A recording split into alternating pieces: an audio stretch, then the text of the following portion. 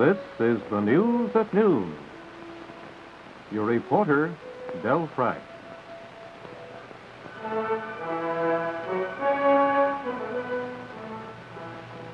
Good afternoon, everyone. Dateline Tuesday News.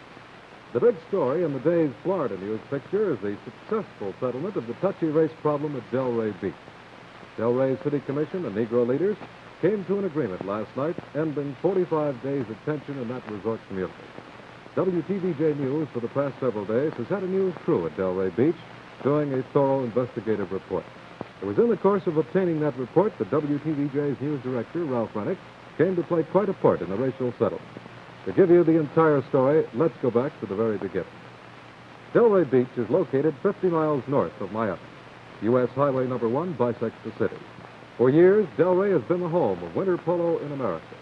The showcase for the city is its public beach, a mile-long stretch on the Atlantic, which for years has provided visitors and residents with pleasant bathing facilities.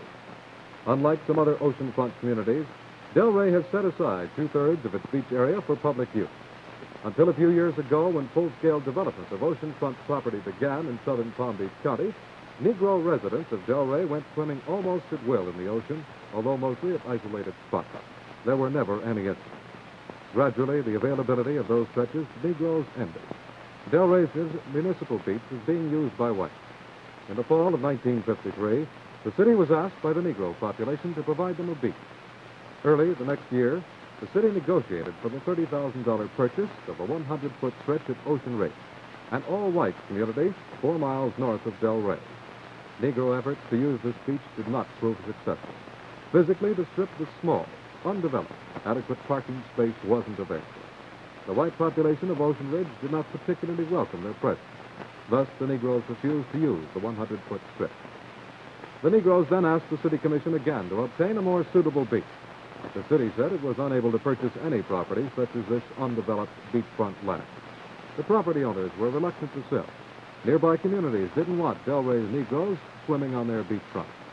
A deflation of adjoining property values was one reason cited.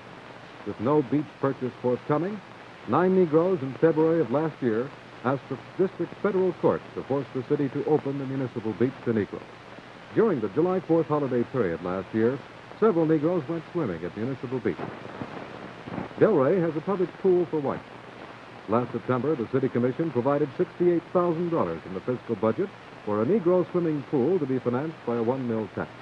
The letting of contracts, though, was delayed. Meanwhile, the suit in federal court came up on May 15th of this year. City Commissioner Catherine Strong told the court Negroes had always been welcome to use the beach. The city admitted it had no law on the books barring Negroes from the beach.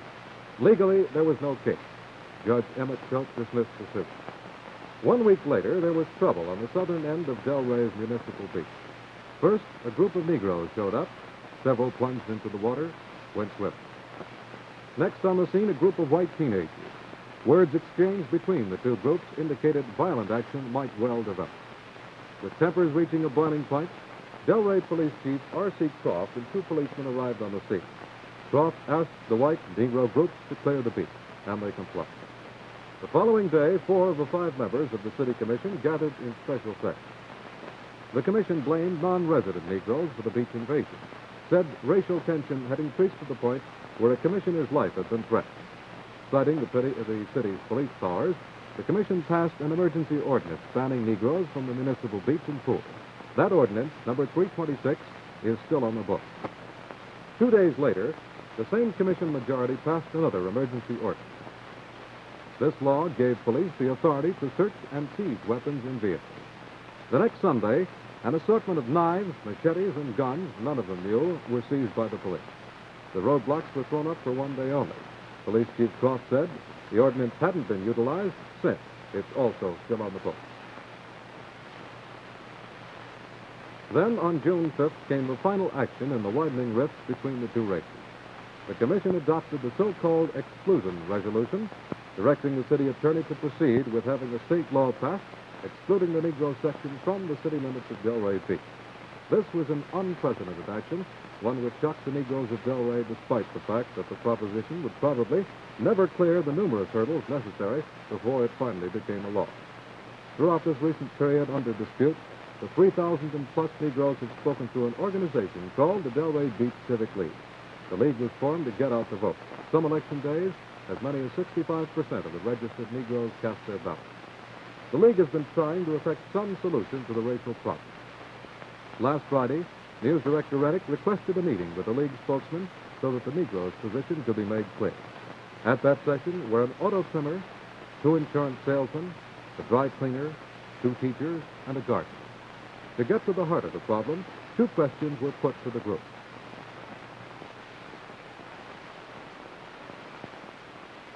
Gentlemen, am I correct in stating that the Civic League is authorized to speak for the majority of the Negro residents of Delray Beach? Is that right? Well, let me ask George McKay, who's the chief officer of the Civic League here tonight, if you will state what the Negroes believe should be done by the city to bring about a settlement to this problem.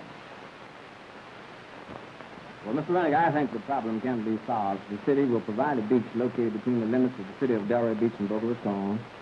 They will build the swimming pool immediately, and they will drop the proposed exclusion act. Osby Youngblood, you're the treasurer of the Civic League. What do you believe is the next step to be taken to evolve a settlement?